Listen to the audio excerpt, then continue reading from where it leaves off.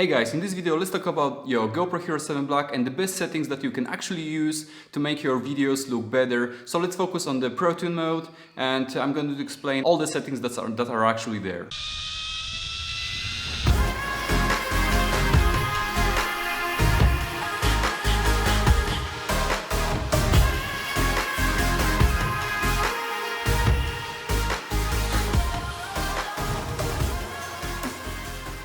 Alright, so welcome back to my channel. I'm Tomasz Nowacki and I'm making videos about GoPro, reviews, tutorials and some travel videos as well. Basically everything is connected with GoPro. So if you like my content, consider subscribing, as I'm going to upload more about GoPro Hero 7 Black and in the future about other GoPros as well. So first of all, there is no such thing as the best settings for everything.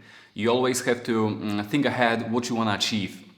Because, for example, if you go to scuba dive and you're gonna be in deep water and dark locations, you wanna actually set for 24 frames per second instead of 240 frames per second, because every frame needs a certain amount of light. And if you decide to choose 240 frames per second and you're gonna be in a deep dark water, then that's not gonna deliver an unnecessary amount of light for the video to be actually watchable. But on the other hand, if you're just gonna be outside and there's gonna be a sunny bright day and there's gonna be plenty of light outside, you can always try to raise your frame rates higher, specifically if you want to actually use the slow motion. So if you're gonna shoot something like, I don't know, jogging or football or whatever, maybe skiing, as long as there's gonna be enough light for every frame, whether it's going to be 60 frames per second, 120 frames per second and so on and so forth, then yeah, go for it and just choose a higher frame rate. So the first setting that you actually want to change is the resolution and frame rates. I would suggest strongly to use the 4K, as it's gonna give you much more flexibility in post-production. You can always zoom in your frame, or maybe try to do like a zooming out. You can always move and adjust your frame for a better composition. And now the field of view. Okay, let me interrupt just for a second. This is the wide field of view, and take a look at the edge of the frame. And if you look at the column, it's a little bit bent. There is a little bit of curve. This is the distortion of the lens. Now let's switch quickly to the super view. And this is how it looks in the super view. The distortion is quite significant. As you see, the column is really curved. And now let's quickly change to narrow field of view. And this is how it looks with the narrow field of view. As you guys see, the line is perfectly straight. Basically, for the majority of time, I'm using the wide setting, as that gives me actually the most useful field of view.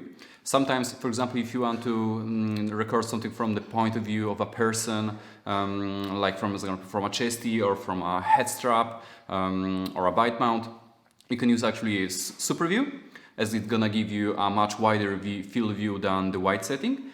And if you want to record something that's not actually gonna reveal that it was actually shot on a GoPro, you can try to go with linear, but you cannot actually shoot it in 4K, which is a bummer. Additionally, the linear field of view is very good because all the lines are gonna be straight, so they are not actually gonna be bended on the edges of the frame. Alright, so about the low light, I completely don't use this setting, mainly because if I want to have more light coming into my camera, I usually set my camera to 24 frames per second, as every frame per second gonna give the camera more light. So if you set it to, as I said, 24, that's just 24 frames per second. But if you set it, for example, to 60 or even higher, 120, then just realize how much less your camera gonna receive light during that second. That's why I don't change or play with low light setting, just because it can affect my frame rate, whether it's gonna be darker in this location or brighter. It's gonna jump back and forth with this frame rate.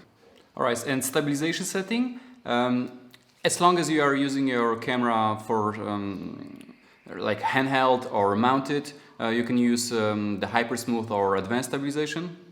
So you can set it actually to auto, but there are times that you actually want to mount your camera on a tripod and you want that steady shot. I would suggest in this case of scenario to turn off the stabilization, as it's just gonna crop 10% of your footage, and there's actually no need for stabilization, and sometimes the camera can have some weird effect while being mounted on a tripod. So coming back to Protune, as long as you enable the Protune setting on, it's gonna actually increase the bitrate of your video to around 78 megabits per second. And if you leave the Protune off, it's actually gonna record at around 60 megabits per second. So just by enabling this setting for on, you're gonna receive actually a better looking image.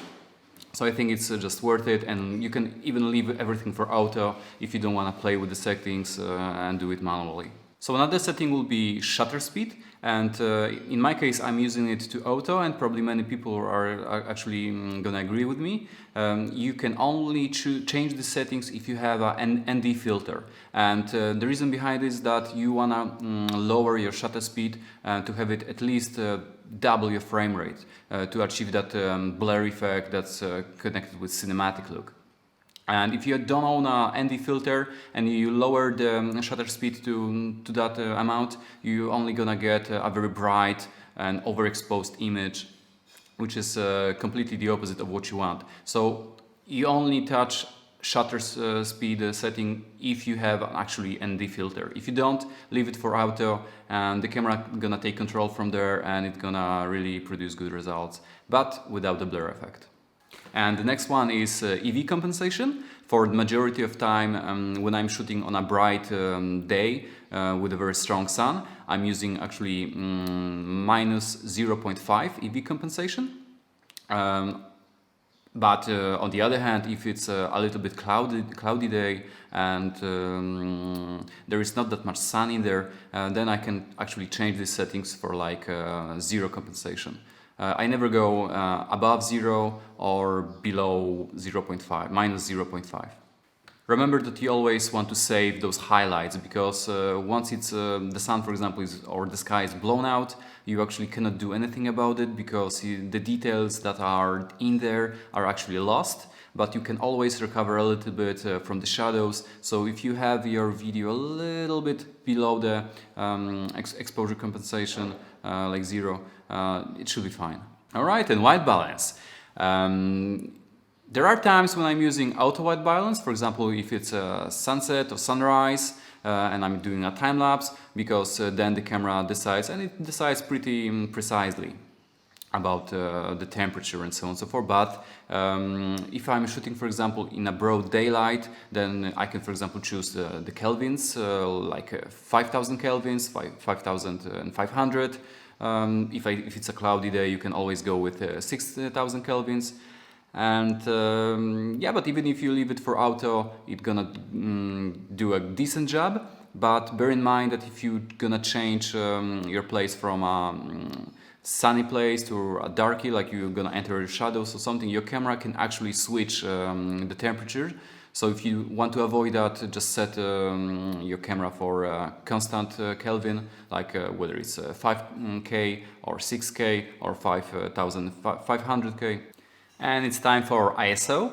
Generally, you want to set your camera for as low ISO as only possible. So in this case, it's gonna be 100 ISO, minimum and maximum. And the reason behind it is if you increase the ISO to a larger value, you actually gonna introduce some noise in your video if it's gonna be a little bit darker. So for example, from what I heard, every GoPro commercial or GoPro movie was actually shot in the lowest ISO possible, and then as soon as I started doing it, I saw that my videos are actually better. If you leave these settings for auto, it's gonna be actually bumping up the ISO just to compensate for the lack of light, and then it's gonna introduce that noise which is gonna be easily visible in your video. So bear in mind that you can increase a little bit if it's, for example, a cloudy day to 200 ISO or even 400 ISO. That's gonna reduce the quality of the image a little bit, but not so noticeably as 800 or 1600 ISO. Please bear in mind that GoPro is not a camera meant to actually shoot in low light. It's actually meant to be using in a broad daylight, on a good weather, when there's a ton of light, because then the camera gonna produce actually the best result. And if you take a camera to actually shoot some night festival or in some night location, very dark and so on, and then the camera gonna push up the ISO, and that small little sensor actually never gonna receive enough light as a DSLR or any other bigger camera with a bigger sensor. So I usually try to avoid shooting in a low light situation unless I have to. Okay, and sharpness.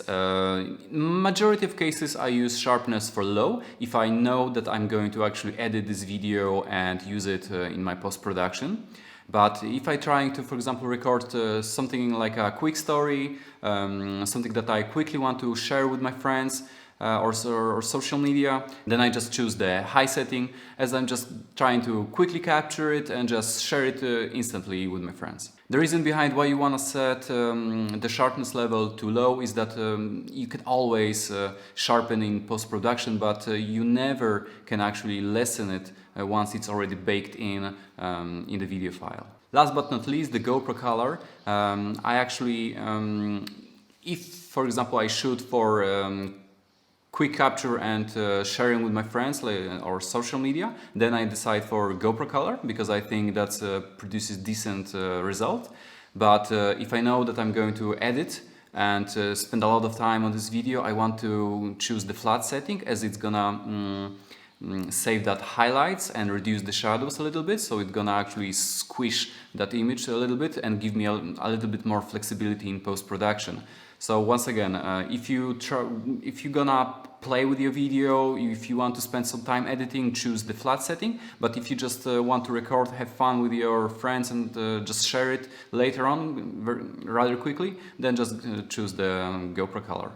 Raw audio. I actually don't use this setting too often. I tried it a couple of times, but I actually never see a need to use any audio from my GoPro. Most of the time I just add music, and you know, GoPro is a small action camera, and this tiny little microphone that's sitting in there is actually not very good. So most of the time I don't focus on the audio itself, I just add music.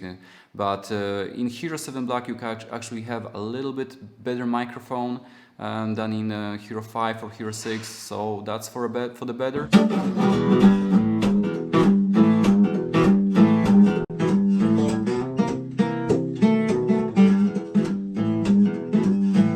But still, the audio from this camera is not the best, and if you can help it a little bit if you set it for wind reduction. Alright, so this is how GoPro sounds like with the wind reduction mode on. How does it sound?